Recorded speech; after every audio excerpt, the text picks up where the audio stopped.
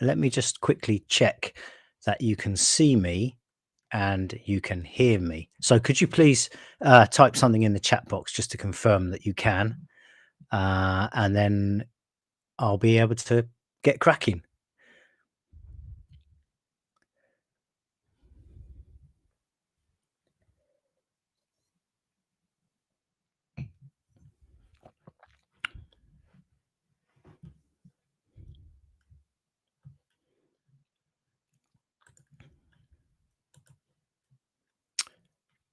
Great stuff. Okay, great. Thank you very much for tuning in to this second episode in the 4-part. I think it's going to be 4 parts anyway, at least 4 parts. Let's say that winter webinar series. Last week we talked about the kind of the mental side of it and managing expectations, the art of the possible, where we are now and where the next step is on the way to wherever we want to get to. Also remembering to have fun with it and to be kind to ourselves and forgiving, and all that good stuff. Really, it's supposed to be fun, and let's keep it that way. But also, as we'll start looking at tonight, let's try and make it profitable as well, because the two very much are not mutually exclusive. So we've got a fairly packed show tonight, and we're going to cover. What I'm going to do is I'm going to quickly whiz through the cards and the form tabs, and then I'm going to show you, if you're short of time, if you've only got, say, between 10 and 20 minutes a day, or 10 and 15 minutes a day, I'm going to show you what I think is a good way to use that time. Not the best way or even necessarily an optimal way, but a good way. There are lots of ways, and next week when we do the reports content, I'll show you another one then as well, a different kind of approach to the same time challenge. So that's what we do second. What will we do after that? We will look at Instant Expert. We'll look at the good and the bad of Instant Expert. We'll look at a few things that perhaps you're not currently focusing on within Instant Expert. And yes, Roy, white wine tonight, a little Chablis. It's I ran out of red and I couldn't be bothered to uncork one, so this was in the fridge and good enough. So thank you for noticing. After Instant Expert, what are we going to do next? I'm going to have a quick look at pace and draw. We've covered this a few times before, and I don't, there's no sense going over that too much, but it is part of the Racecards form tool setup, so I don't want to ignore it either. So we'll cover that fairly briefly, I'd say. And then I want to look at some profiling things using full form filters and using the profiler tab, the new profiler tab, and also using Instant Expert as a starting point for that. And I'll show you something again that you're probably not looking at the moment, which I think could add quite a lot of value. So hopefully it will. The one other thing that I will try to cover tonight, if we've got time, I don't want these to run on for too long. So if we run short of time, I'll kind of roll it over to the next session, or potentially even the one after that, is the subject of value, which is obviously, it could be a session in itself, but there are just a couple of things that I want to tease out about that and kind of how you know you're getting it, which is really the essence of profitability, is betting with a value, with good value judgment. And we can train ourselves to do this, and we can measure how we're doing as well in a couple of ways, which, as I say, I may talk about today, and it might be next time. So that's all of that out of the way. I think the first thing to do then is to just do a quick whistle stop tour of the race cards, and I appreciate that that for some people this will be familiar territory, and so I apologize for going over that in advance. Now, one thing to say is I need to keep my mug in the corner here in order for the microphone to continue working. So please, if it inadvertently covers part of the screen that we need to look at, then please accept my apologies for that. Hopefully it won't be too much of an inconvenience. Okay, so glasses on. And here we are on tomorrow's race cards, the cards menu page. You'll be familiar with this. You'll hopefully know that there are these filters at the top where you can whittle down the races on any given day by distance or field size or race class, country, race code, and handicaps only. And you can reset those by hitting this reset button here. That brings everything back. You can also view by time, and you can view by the compact view. And again, you can still use these filters to, let's say we only wanted 8+ runner races because we're interested in each way stuff, and we only wanted Irish races. We could do that. Now, what's happened there? Are there no Irish races tomorrow? There are no Irish races tomorrow. That's a relief. Okay, so let's try UK National Hunt races of 8 runners and more. And then we've got that subset. And if we wanted handicaps only, we could do that. So that's how we do that.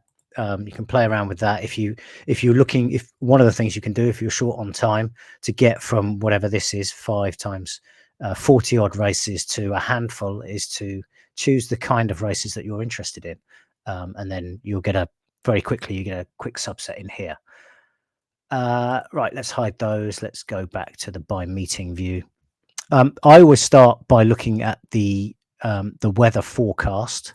So, and I go to the BHA site, the fixtures upcoming, and check the forecast there. So let's have a look at Market Raisin tomorrow. In fact, let's look at Sedgefield tomorrow, their champion charity race day. And there's a few extra yards, nothing particularly meaningful. It's always worth checking these as well. And I've mentioned this before. We put them on our Twitter feed also. Sometimes these the race distance amends can be quite material. They can be as much as a furlong and more. So you do need to be aware of that.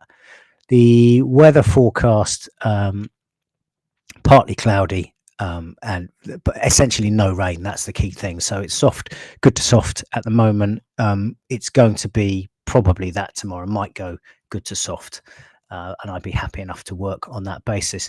But if it was going to pour with rain, then what we might do is we might take a flyer and change the going in the drop down for a meeting, and by doing that, that would reflect in the tool. So let's just change this. Let's say it's heavy.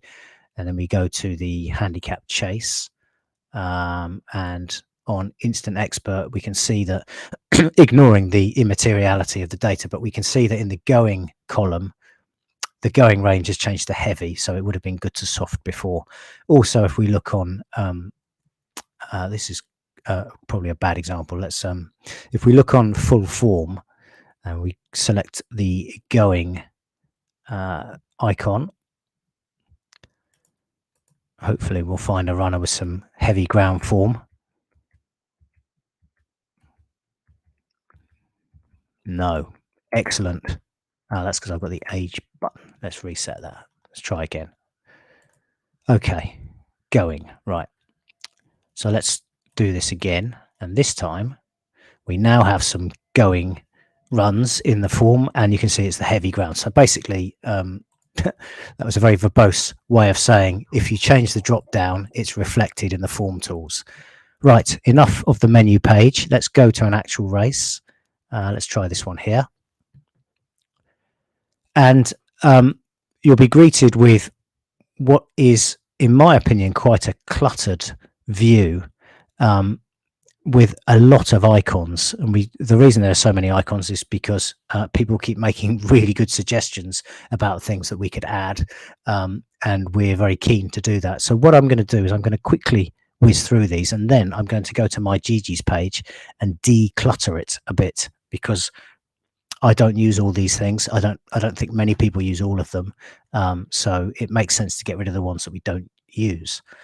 All right, so horse form with then what, and an overview of the horse's entire form since 2009. Jockey form, 14-day, 30-day, 1 year, course 1 year, course 5 year, and trainer jockey combo 1 year. So in this case, Pauline Robson and Henry Brooke, who is the jockey. some statistical data here, profit and loss, AE and IV, which I'm not going to cover again tonight. Trainer form, similarly, 14-day, 30-day, 365-day, or 1 year if you prefer. Course 1 year and course 5 year. Same statistics over here.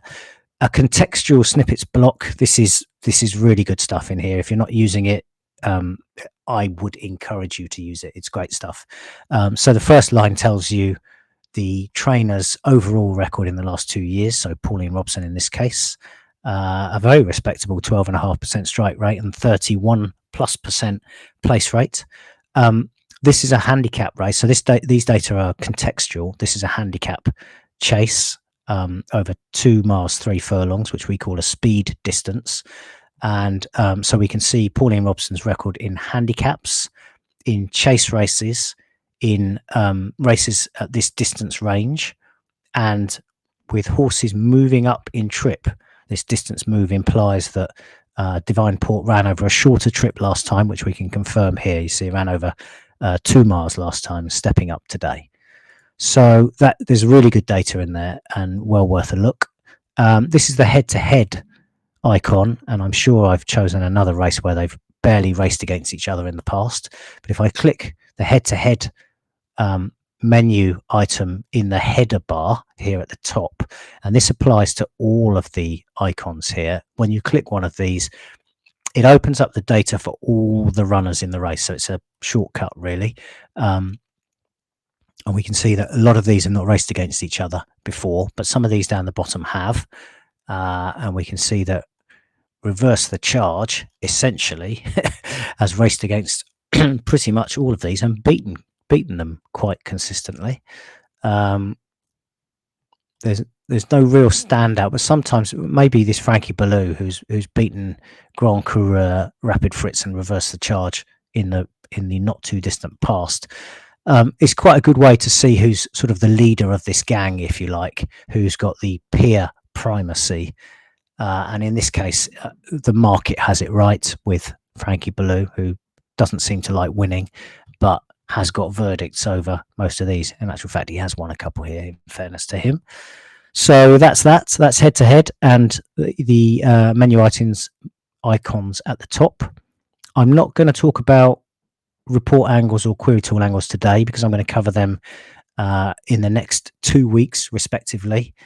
But suffice it to say that you can set these up to your own tastes, and they will squirt data into your race card that's relevant to you. So, for instance, in this case, Mickey Hammond and Emma Smith Chaston are an interesting pairing. She's a very good jockey, actually. She's definitely one to keep on side. Okay, then we have the Racing Post form comment. We have a breeding comment, some data about sales and siblings, and some more contextual data here. 2 year again. We're talking about Great Pretender here, an excellent National Hunt stallion. As you can see by his overall statistics, 15% of and more.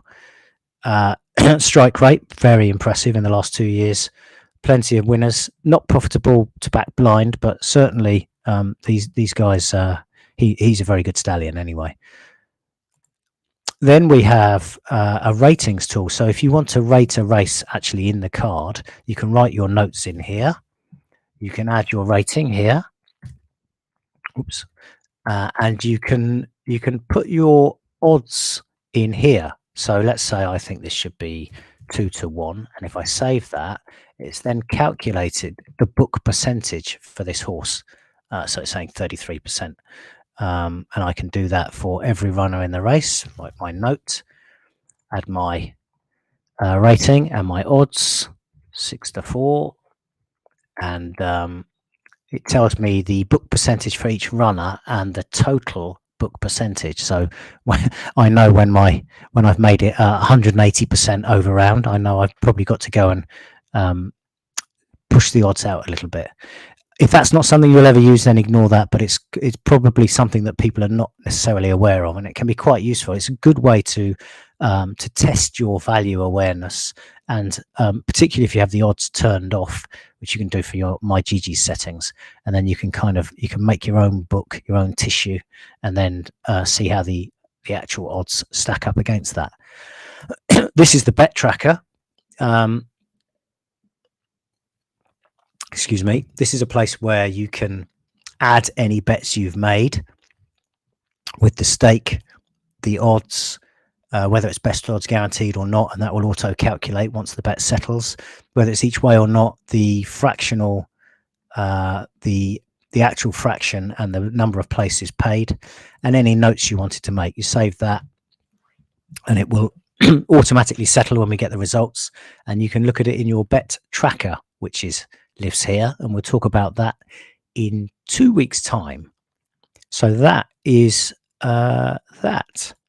The last icon in the block is an X, and that's just to get rid of runners if you're not interested in them, if you want to discount them from your considerations. Now, I did say I was going to get rid of some of these, so let's do that quickly, because it's rather cluttered. Race card options. So this bit here that says hide, just on the odds there, you can hide the odds using this option here. And then you can select any of these items to hide them from your race card. I'm going to hide. I don't really look at the head-to-head too often. I don't do tissues, and I don't use the bet tracker very often. So I think that'll do for me. And then I'll go down and update there. And if I return and refresh my race card, it's a little bit thinner now. You can see I've lost a few icons there, so that's that. Arrows here, class moves. Arrow down is down in class 1 in this case, and you can see this is a class 5, so Divine Port ran in a class 4 last time, so that's quite helpful to know who's up and down in class. We've got equipment and wind operations here. We've got age, weight, the usual stuff. Form indicators, red is not very good, green is better.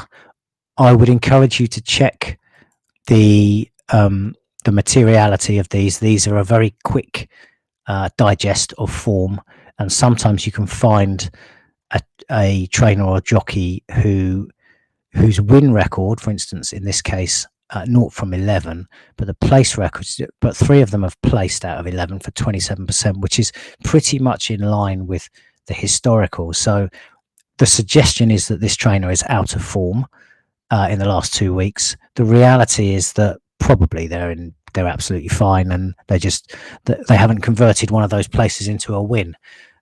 So do just be a bit careful of being too casual with these form indicators. Nevertheless, they are a very helpful quick digest. Then as many ratings as you want, official rating, of course, Racing Post ratings, top speed, Peter May's rating, and the odds. And all of these columns can be sorted to your heart's content. And yeah, that's it. Down the bottom, we've got the Racing Post's selection and summary, and our speed rating 1, 2, 3, our Peter May rating 1, 2, 3. That's the card. The full form tab lives here. It can be used for not just horse, but also jockey, trainer, and sire. You can do some good investigations on jockeys and trainers and sires from this tab, and everything can be concertinaed up like this, and then you can open up the bits that you want to look at, race entries, for instance, and play around with the filters, date ranges, race conditions and course characteristics, and race and form characteristics. The profiler is a new tab, and it kind of works in the opposite direction, I suppose, to full form. They are quite complementary views. The profiler just kind of gives a broader panorama of the form, I suppose. So if I just put it on jockey for a minute and we look at Richie Mclean, and we can look at his Sedgefield record, and we can see he's got a 14% strike rate and a 31% place strike rate, and we can compare that with how he does generally, and we can see that it's probably above many of the other tracks. So Richie tends to come north to Sedgefield when he thinks he's got a chance, and he clearly rides the track quite well. But this is how the profiler works. There's lots of things that we can do with this, and I'm going to show you a couple later on that I think are pretty nifty. Instant Expert is a dear friend to many. It's a form profiling tool that snapshots the whole race in a single view. We can look at how the horses stack up against the going, class, course, distance, field size, and where they are ratings wise today compared with their last winning rating in the same race code, so in this case chase races, and the difference between the two. So one thing we can do is we can order by those who are ostensibly best handicapped. Now, one thing you need to be careful of here is that, and again, we'll touch on this in a second when we look at Instant Expert, but for example, a horse that looks 15 pounds well in against its last winning mark may have lost the plot. So don't just assume it's well in because it's way below its last mark. I tend to look at those who are sort of a few pounds below their last mark and have maybe been running okay in the recent past and or are returning to favoured conditions. But as I say, we'll talk about that in a minute. The pace tab, you may be sick to death of that by now if you've been following the whole sequence that led up to this, but it's a very useful way of seeing how much pace there is in the race. Not a huge amount in this race. In fact, the pace prediction, as we can see up here, is even, which looks right. Who's likely to be near the front, who's likely to be near the back, and yeah, how the race is going to shape up. At the top, there's these historical measurements of races, in this case, over this distance, handicap chases on soft ground, and we might change that to good to soft to reflect the fact that it's drying out. So that's the pace tab. We've got just some indicative odds at the end here, just a couple of bookmakers, so we can see kind of what prices are. But as you can probably see up here, I've got the odds checker tab open, and I do tend to use an odds comparison website alongside this because value is everything. If you get value, if you can beat the odds, if you can beat the market consistently, you are going to be a profitable punter. And there are ways to do that that are a bit like, I don't want to say a bit like accounting or bean counting, because I'm going to offend the accountants and the bean counters. That's not my intention at all. But there are mechanical ways of doing this, and there are more form-based, enjoyable ways of doing it. And I expound the virtues of the latter and eschew the former, if that made any sense at all. Okay, so the one other thing that I haven't outlined, and I'm just going to go, where am I going to go? I'm going to go here quickly, are the results. And let's just open this one, seeing as it's here.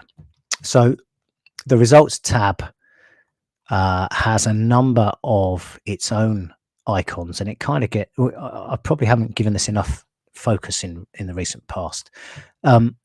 This particular race is one for which we have got sectional data. Now, I'm not going to go into sectionals tonight. Hallelujah, some of you will be saying, but I just point out that there's all sorts of interesting things to muck about with, and there's lots of information in the user guide, which can be found up here under the FAQ menu item to help you understand what's going on with sectionals.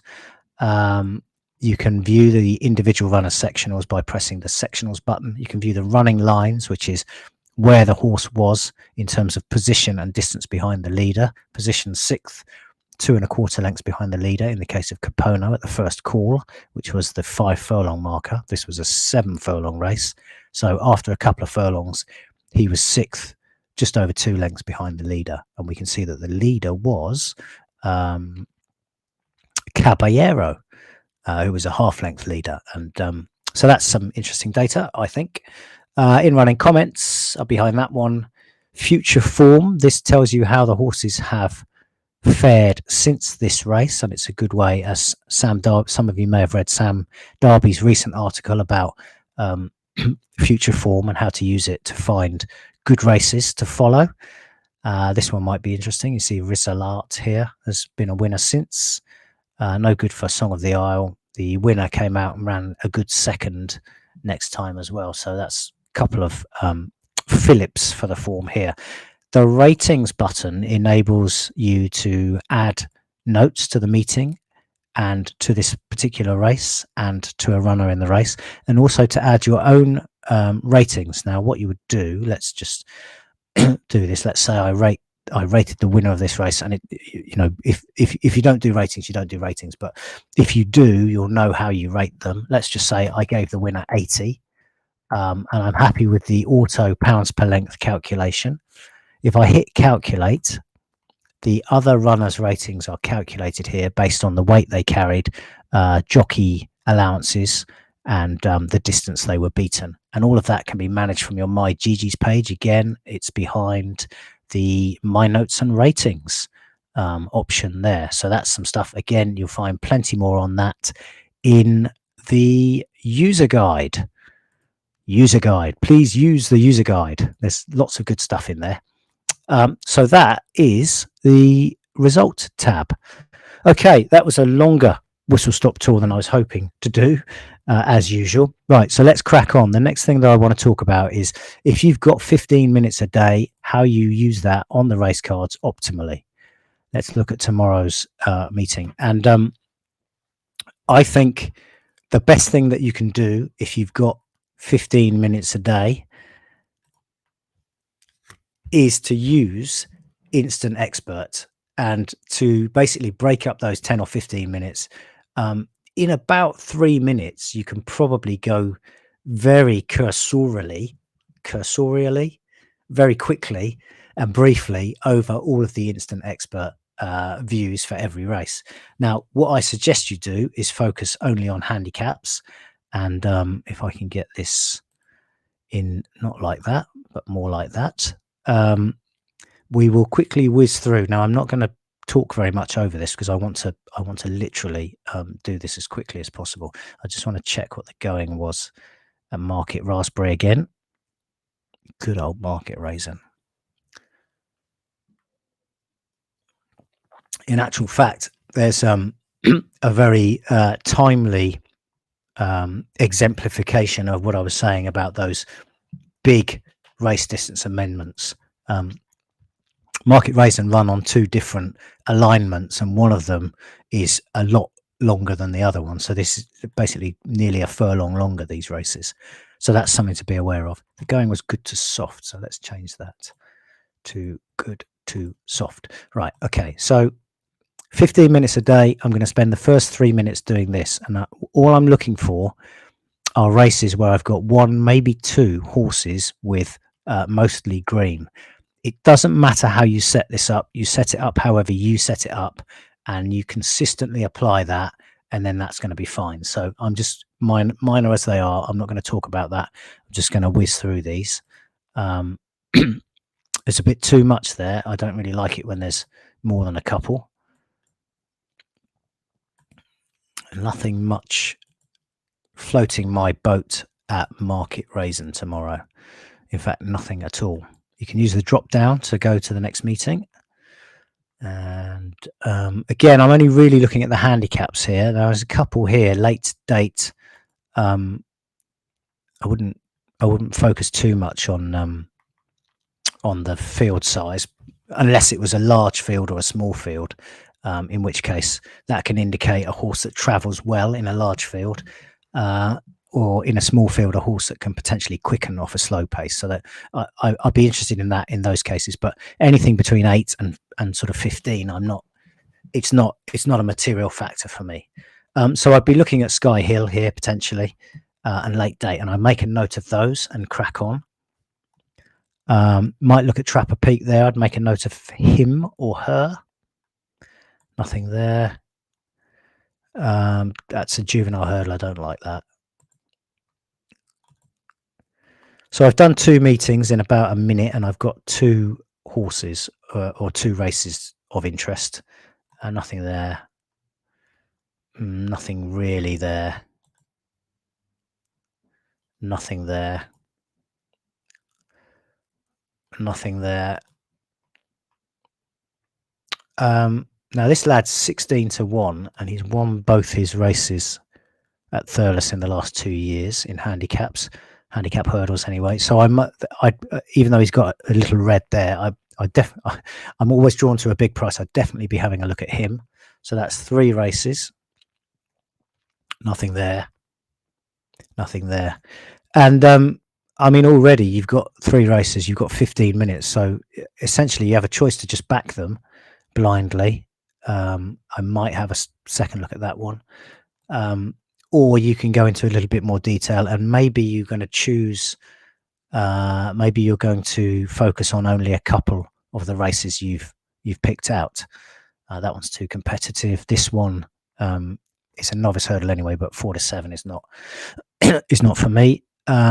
This one is quite competitive, but if I had a bit of time, I'd probably look at Court Master certainly, and potentially Azerty. That's a bump up with no form. So on we go. We've got Kempton and Chelmsford, and I've probably done about 3 minutes, one of which is just chatting over this stuff. So you really can, you know, if you've got 15 minutes, you really can get through this quickly. Now, this is a nursery. There are 2 horses that have won here from one start, and I'd be personally, I wouldn't look at that, but some people might, and they might back a winner, you know. So again, it's always going to be personal choice. This race is too competitive, but sometimes I'd be drawn into looking at a horse at a big price, particularly if he had draw and pace considerations in his or her favour.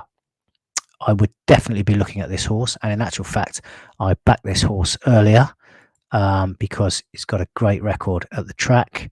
And it's dropped to within £2 of its last mark, and it was 18-1, and it's now 12-1, and I imagine it will go off a single figure price. It's not difficult to pick this horse out in this race. It kind of advertises itself somewhat, doesn't it?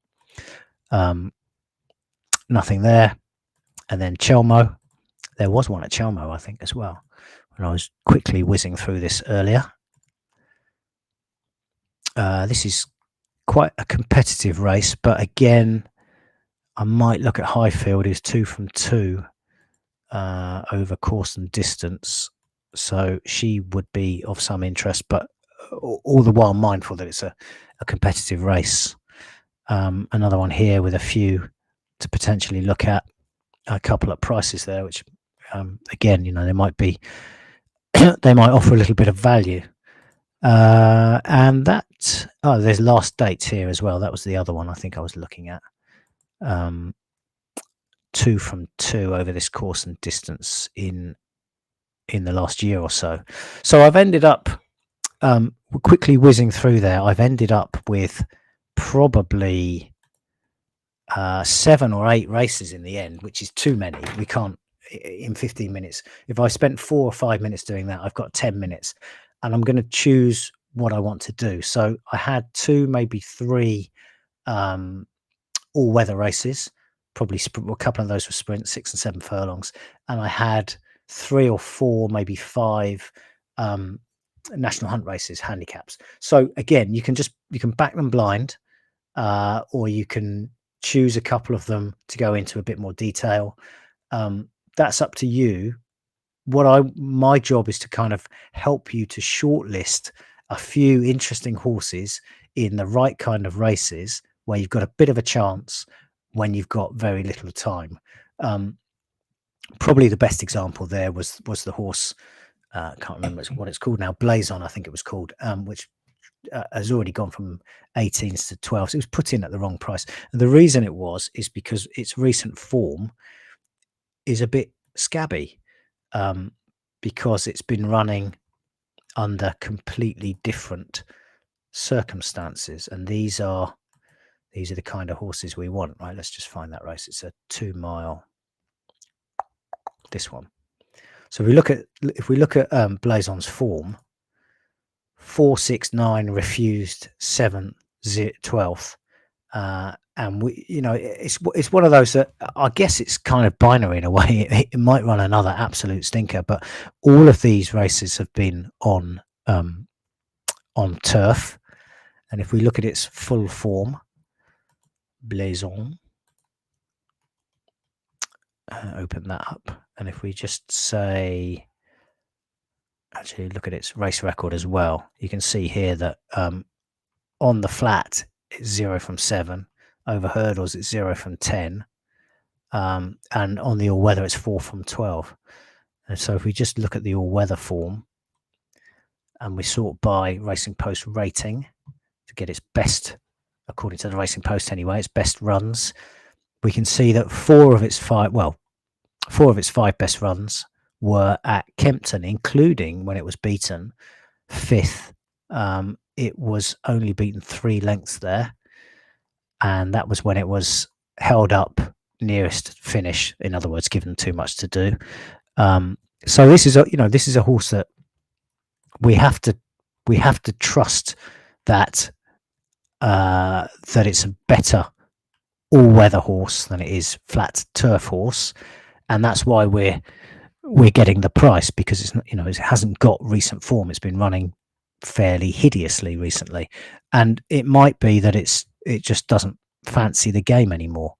But if you were betting that horse at 5-1, not knowing whether it wanted to be a racehorse anymore, then I'd probably be looking somewhere else. But 18-1 or even 12-1, I think it's a reasonable consideration. And if we just quickly open up my my report angles here, you can see that it's basically telling us what these green things are telling us, that Kim Bailey's in great form at the moment, and that this horse has got a good 2-year record at the track. So, there's lots of positives about this horse, notwithstanding the significant negative that it's been running like poo all year, and it might put in another Scrabble value in here rather than a 1. That's the chance you take. Always got to take a chance, but clearly conditions suit if the horse fancies it.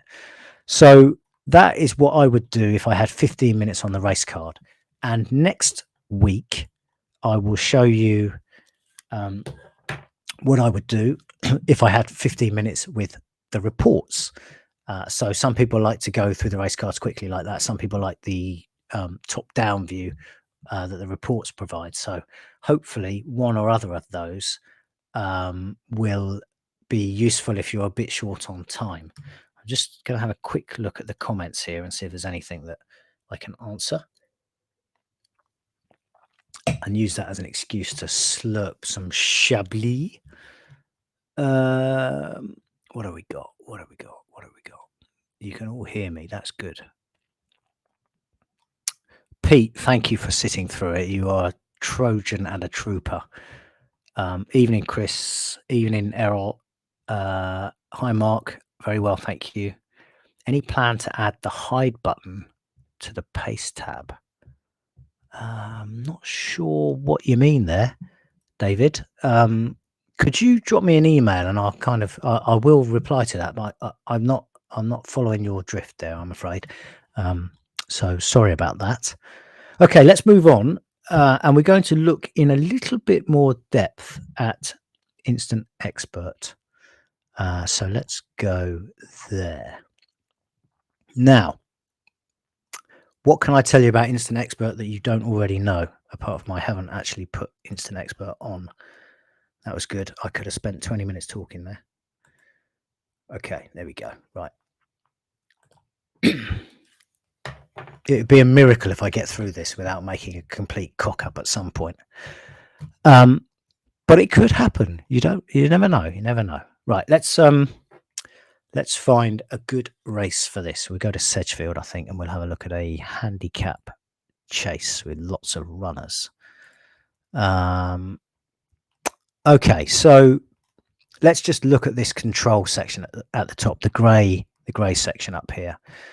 We've got win and place. We've got different time scales. We've got going ranges. I'm just going to change this to good to soft on here and go back to that race. Okay, so we've got that on good to soft now. That's an interesting. There we go. Right, 2 1/4 to 2 1/2. Class 5. I've got it on handicap and chase. You can put it on all codes and all races if you prefer. That's how I like it. Sometimes I put it on place, and Grand Coureur would be more interesting in that context. This is definitely his kind of trip. What I wanted to show you was this drop down up here with horse, jockey, trainer, and sire. And most people only use it in the default position, which is horse, and that's absolutely fine. You know, obviously it's very that's the main way to use it. But there are a couple of things that I want to, before I show you these guys, there are a couple of things I want to show you on here. So I'm going to sort by odds. Just going to get rid of that non-runner there. And what I want to talk about, I want to talk about this horse Cybalco. Now, ostensibly, this is not going to be his gig with a line of red, but he's got a 1 here. He's 0 from 1 and 0 from 2.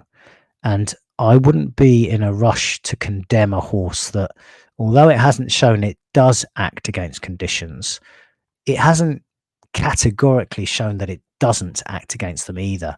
And I think this is something that that we do need to be quite careful of.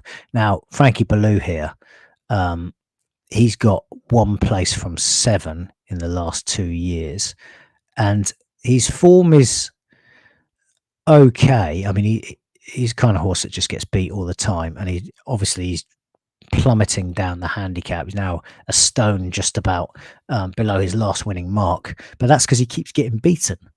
In his defense, in credit to him, he is running close to winning, albeit beaten 16 and 13 and 4 last time. So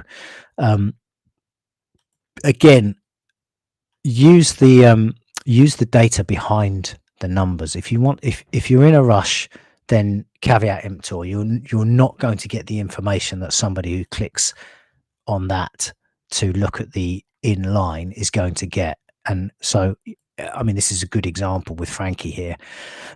Class 5, 1 place from 7 in the last 2 years. But oh look, he's run. If he'd been 1 place closer there, it would be 2 places from 7. If he'd been 1 place closer there, it'd be 3 places from 7. He fell here at the first, so who knows, and so on. So, you know, and these are his most recent 3 runs. So ostensibly he's got no chance, but behind those numbers, he's got some sort of a chance. Now, the price is a bit rubbish for a horse that doesn't win. He might win tomorrow, and fair play to him if he does, but I would never be betting a horse like this at 3 to 1. But I wouldn't be doing that on the basis of immediately discounting him because of 1 from 7. I'd be doing that on the basis of seeing that he's the wrong price. I mean, if he was 8 to 1, he'd be kind of interesting each way. So that's one thing to bear in mind. The other one is these 1s and 2s. They are a bit of a trap for the very time pressed stroke lazy instant expert user. So don't fall into that trap. If you're committed enough to watch this webinar, thank you, then you are smart enough to know that none from 1 or a none from 2 record is not the death knell for a horse's chance. So that's that. Okay, now I want to talk about these very quickly, and what I'm going to do is I always use instant expert with the horse data for handicap races, because obviously horses are more exposed. They start to create a favorable or unfavorable form profile, and that is very quickly teased out with the instant expert. But what about races where there is no form or very little form? Let's have a look at this novice race. Hopefully it's the right one. Yeah, that looks like the right one. So this is a race for 2-year-olds, a mile race. Some of them have run twice, a couple of them run three of them run twice, a bunch of them have run once, and some of them have not run at all. So instant expert is really pretty useless in this context, and it's not instant expert's fault. This is not the job it was built to do. But it can do a job. It can do a really good job. So if we put it on trainer instead, now this will take a little moment because there's a lot of data being crunched behind the scenes here for all of these trainers in the last 2 years. Cheap excuse to glug the wine. Now we've got some interesting numbers in here. I'm actually going to put it on the win here, I think. Excuse me, my voice is packing up a little bit. Okay, so we're on the win now. I'm going to sort it by course. And what I've got now is the 2-year record for these trainers at Kempton, weather, and these other conditions as well. Hugo Palmer here. He's got a 15% hit rate on standard to slow, perma standard to slow at Kempton. He's got a 20% win rate, 16 from 80 at Kempton in the last 2 years. That's a good record. Got a good 17% strike rate at a mile as well. So these are good information to have. This is good information. These are good data to have. And likewise with Roger Charlton, he's got a solid record as well. So what I would be doing then is I'd be saying, well, first of all, I like the prices here, 10s and 18s. And about the horses, where are we? Hugo Palmer, Oz Legend. Now, this horse has never run before, and it might fall out of the boxes and never be sighted. But we already know that the trainer has a good record at the track. If we just look behind the trainer form icon, we can see how he does with first-time starters in the last 2 years, and we can see that he's got a near 14% win rate and a 33% place rate. A little bit of profit to back win or each way, slightly above 1 for AE, and his first-time starters win almost twice as often as the average. So these are really strong numbers. Again, ostensibly not in form at the moment with a 6% hit rate in the last 2 weeks, but look, 7 places, 40% place rate and 50% in the last month. Hugo's in good form. He's just missing the top step on the podium a little bit. So and course form in the last year is unarguably good as well. So there are a lot of positives about this guy. But what I want to do is I want to go a step further, and I'm going to segue from Instant Expert into the profiling, and then we'll come back and do pace and draw in a minute, because I want to take Hugo and go to the full form tab. No, maybe I'll go to the profiler tab first. Right, so we're on the profiler. I'm going to select the trainer option up here, and I'm going to find Hugo. Here he is.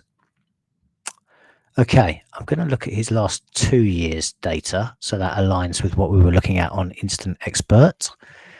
And these are Hugo's numbers for the last 2 years overall. So this is everything.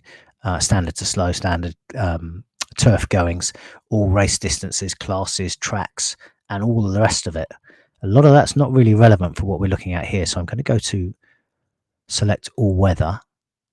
I'm going to select course, and you can see these numbers reducing as I do that. And I'm going to select age. So that's going to give me just the 2-year-olds like that.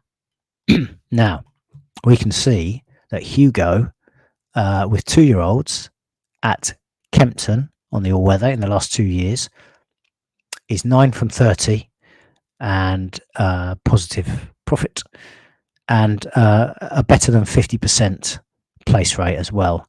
And at a mile, we can see that, again, these numbers advertise the claims of Oz Legend, his runner here. What else have we got? We can see that a big field like this is nearly a full field of 13. That's not a problem. In fact, all 9 of his winners have come in races of 8+, and 4 of them have come in 12+ races. What else do we know? Jockeys. So David Probert has not ridden such a horse for Hugo in the last couple of years. Pardon me. I'm interested in the odds. Now, this is one thing that I've been looking for a little bit of interest, market support, let's call it, for Oz Legend. He's currently a 16-1 chance, and that could go either way. In fact, let's just check what his current odds are. Kempton 16.55, 20-1. A bit quiet at the moment, but these overnight markets are notoriously weak. So I'd be looking at this guy again in the morning, maybe sort of 10 o'clock, when a few of the firms go best odds guaranteed. And if he was 33-1, I might be tempted just to have a penny each way. But if we started to see a few bits of blue on here, then that would be more interesting to me, just on the basis that, and these are very, very small samples, but we can see that the ones that were big prices didn't make the frame. But, you know, the horses, even at low double-digit prices, were competitive. 2 of the 4 were placed here. One of them won.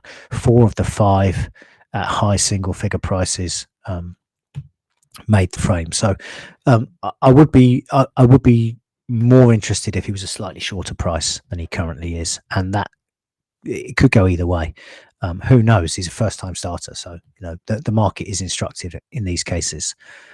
There's nothing else really to say there. The course constitution stuff at the bottom obviously is talking about Kempton, a right-handed flat sharp track. So those are all those. But I think this is quite a good way to start with Instant Expert and whittle down a bit. And all of a sudden now I know for future reference that Hugo Palmer's 2-year-olds at Kempton are of interest, and what I can do is I can replicate that in full form as well, and then I can see kind of when those find out a bit more about these winners. Why have I got none in there? What have I done here?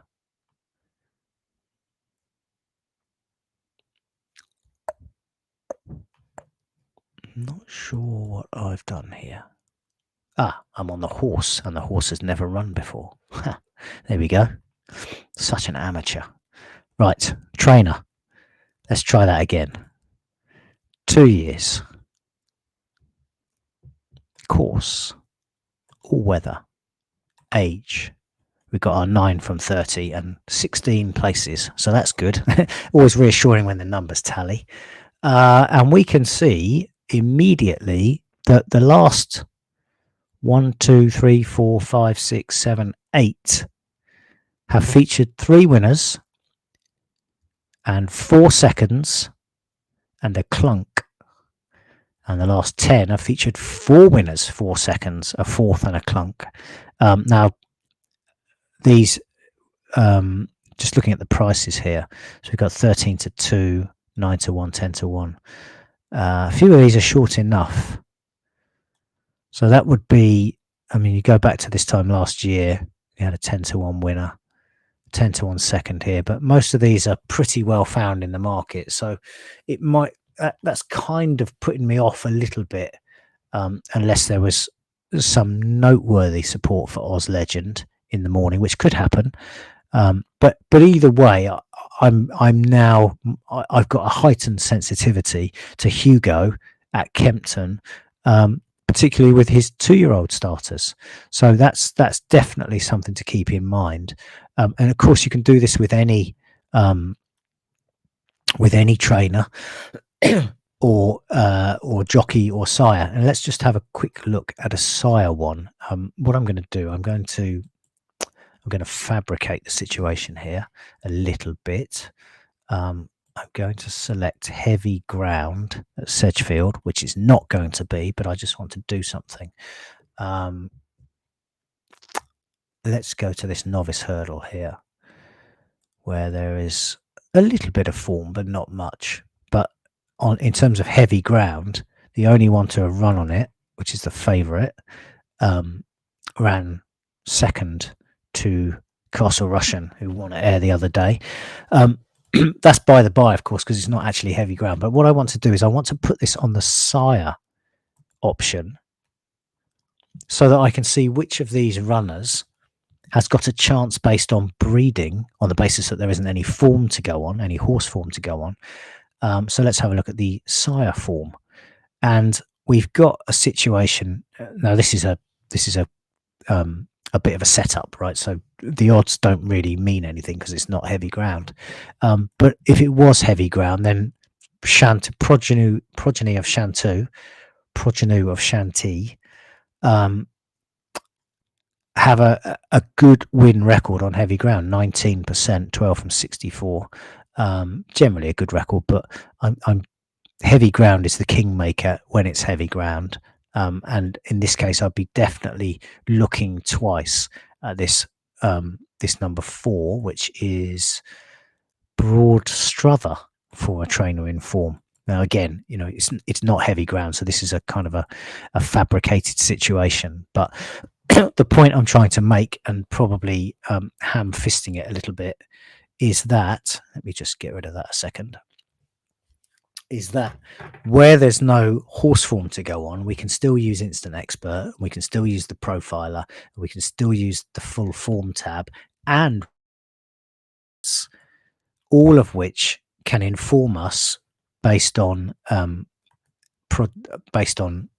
performance of essentially half siblings. So we've got that data there. Now, we don't put going in the snippets because these data are calculated overnight, and if the going changes, then, and this for instance said going good to soft, and it changed to soft or heavy, then this is irrelevant and misleading.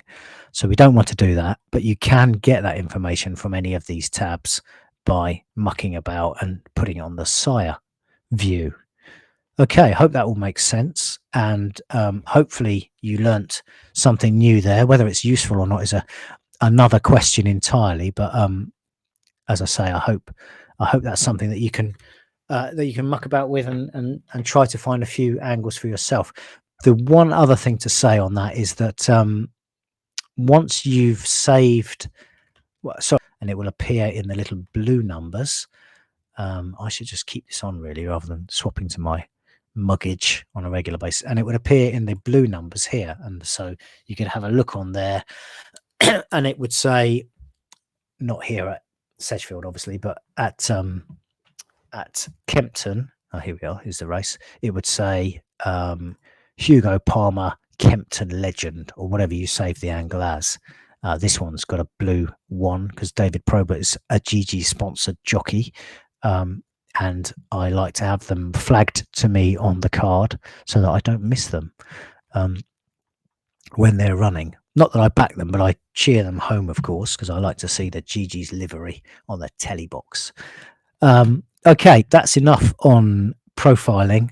I think the profiler tab is something that if you've got a little bit of time, it can really, you can find some brilliant angles on those. Another way to do it, which I've just done here, is to just put it on a sire, and it, you know, almost randomly, like random sire. Let's just choose a sire. Doesn't really matter. Ortad, don't know anything about him except pretty sure he's a first season sire. And you can build up kind of profile preferences for sires or jockeys or trainers or whatever. So it's a really powerful new feature, and I know a lot of people are getting a lot of enjoyment and insight from it. Okay, what did I want to talk about? Pace and draw. How are we doing for time? We're at an hour. Okay, it's not bad for me actually. That's quite good. Okay, pace and draw. Let me just check. I've got the screen on. I have. That's good.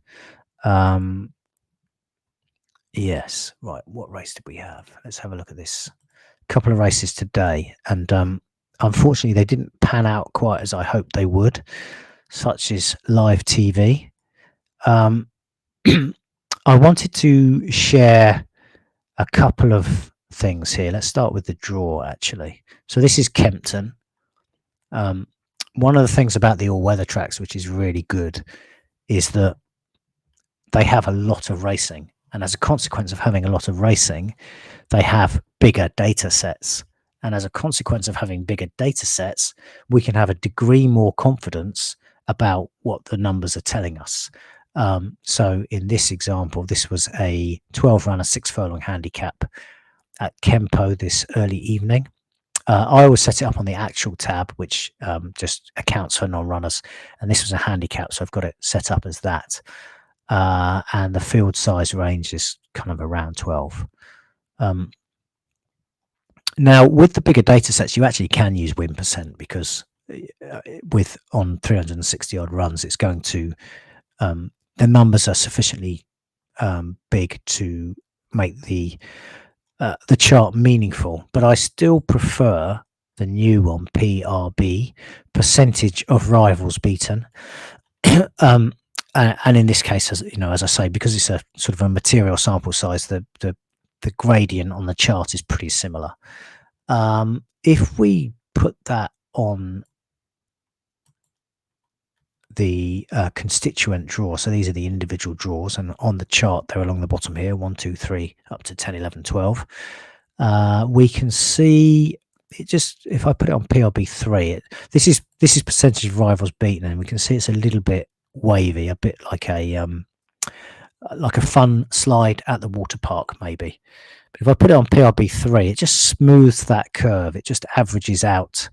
It's basically an average of the PRB for a stall and its near neighbours. And we can see, just to remind you, in case you didn't know, anything above kind of 0.55 is a positive, and the further above that, the better, obviously. Anything below 0.45 can be considered a negative. Horses that beat, or a group of horses that collectively beat 45% or less of their cohorts is not good. So these ones out here, well, like with the double-digit stalls, we're down to sort of 40% PRB, which is very not good. And on the inside, we've got north of 60%, which is, you know, a strong positive. So essentially, this is not really anything that people don't know, but it's quite difficult to overcome a wide draw just because of the topology of the track and how much it favors the inside draws. So in this, so that's a general point that applies to this particular race, but lots of others. The pace tab specifically applies to this race, and I'm just going to sort it by draw here so you can see that. And I'm going to put heat map on. Now, one of the things to be mindful of with heat map is that it's kind of, never mind, don't worry about that. Right, so I've got the heat map on, and in this particular case, I was looking for a leader, because we can see that horses that led, we can see on here, almost regardless of stall position, horses that led have a very good record. They win more than twice as often as other run styles. Overall, that works out at a percentage of about 20%. Now, 20% is 1 in 5, which you might expect as a random win percentage in a 5-horse race. But we're talking about races of 11 plus runners here. So, you know, a 1 in 5 chance of a horse of a 1 in 11 field is a very strong positive.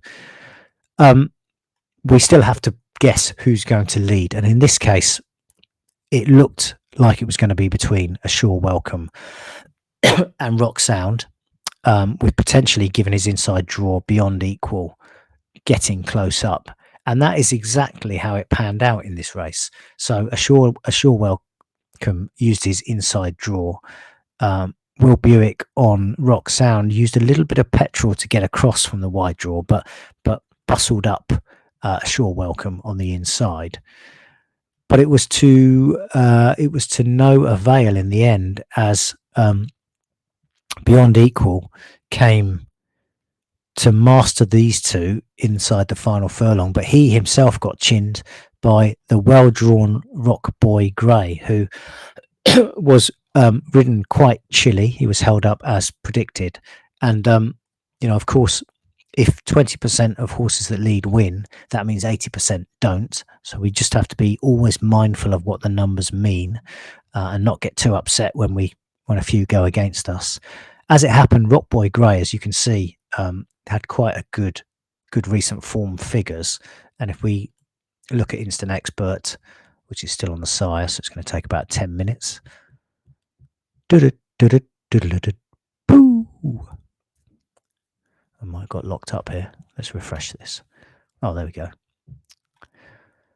Right. So if we look at Instant Expert and just put it on the place tab, we can see that Rock Boy and Beyond Equal were 2 of 3 horses that had a strong place form profile in the race, and they finished first and second. So that was convenient, if not from a pace perspective. So that was one of the races I wanted to show you. The other one was the 650. Do I want to look at that one? Here I thought the inside draws would prevail. Recon Mission led, but he was pressed by a couple of these wider drawn horses, and it was another course specialist, Soldier's Minute, who ran him down late on. And again, we can see that there's a lot of green here, but Soldier's Minute was well suited to conditions. No good to me because I backed a loser, but that's how that goes. There was one race I wanted to show you tomorrow very quickly. 7:30 at Kempton, which of course I haven't got open.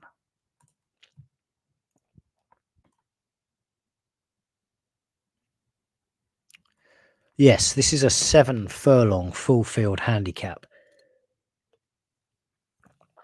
And again, it's the draw that I'm most interested in. The draw in this race. Let me just remind myself of how they set up. Yeah, so this 14 is a full field at Kempton. So if I just change this runner size to 13 to 14, it's going to be exactly the same data set. I'm going to put that on actual, which will change things ever so slightly, and PRB, and we can see again that low draws 55%, 0.55 is 55% of rivals beaten, high draws 46% of rivals beaten. And again, if we do that on the on the individual draws, we can see a very similar thing with those drawn sort of 1 to 4 well favoured, and those drawn 13 and 14. I mean, you don't need the chart. Here's the numbers. Trap 13, 1 from 76. Trap 14, 1 from 30, and only 3 placed. It's very, very, very difficult for these horses drawn out wide to overcome their position from the gate. We can use the heat map on that as well. And again, one of the things to look out for on the heat map is this nice kind of arrowhead pointing, where are we, northeast, pointing in this direction. So we're looking for lead and prominent, maybe mid-div, but lead and prominent, and regardless of low, middle or high, a strong a green and a 0.55 or above in the PRB here, and we get that. And then if that is as material as we think it is, then we should normally see the converse in the southwest corner, if you like. So the held ups and the mid divs drawn high, and this corner, it's not quite so pronounced here, but we can definitely see that things are a lot less verdant in this southwest corner, and that gives a lot of confidence that this data is material. And I'd have to absolutely love a horse to back it from a double-digit stall over 7 furlongs at Kempton in a handicap or even in a maiden, because they've just got geographically, they've just got so much to overcome. So that's really what I wanted to say on draw and pace today.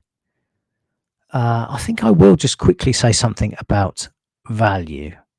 Now, I did last week. I answered a few questions, and I did get a couple of questions on value, which I didn't. I actually forgot to answer. So I'll just quickly tag them on now. If I can read this now, I've taken my goggles off. Yeah. So people were asking, what is value, and how do you know you've got it? And you know, there have been books written on this about markets generally, not just horse racing or betting. And I think there are kind of two ways to know that you're getting value or you're not getting value. One of them is your balance at the end of a week, month, not really long enough, depending on how many bets you have, but probably more materially at the end of a year. So track your bets, or at least track your deposits and withdrawals. That's what I do. I'm kind of somewhere between too lazy and too busy to note all of my bets. But I do note from my bank all of my deposits and withdrawals, so I can see what came out and what went in, and then I know what the balance is on my betting accounts as well, and I can factor that in. So I can always see where I am in terms of profit and loss. And if I'm in front, I've been getting value by definition. That's kind of the long-term view. The shorter-term view, and perhaps the easier way to track day to day whether you're getting value, is, are you beating starting price? And I don't mean with the benefit of best odds guaranteed are you beating starting price, because you know you can't lose there. You can only get starting price or beat it. But increasingly, I think what's going to happen, Sky Bet have started this ball rolling, and the whole industry SP thing is probably going to stick around, even if and when on course bookmakers return. I think the experience for bookmakers of them being able to somewhat manage their own liabilities and still offer a fair round book to punters means that they'll be quite keen to retain their ownership of the SPs.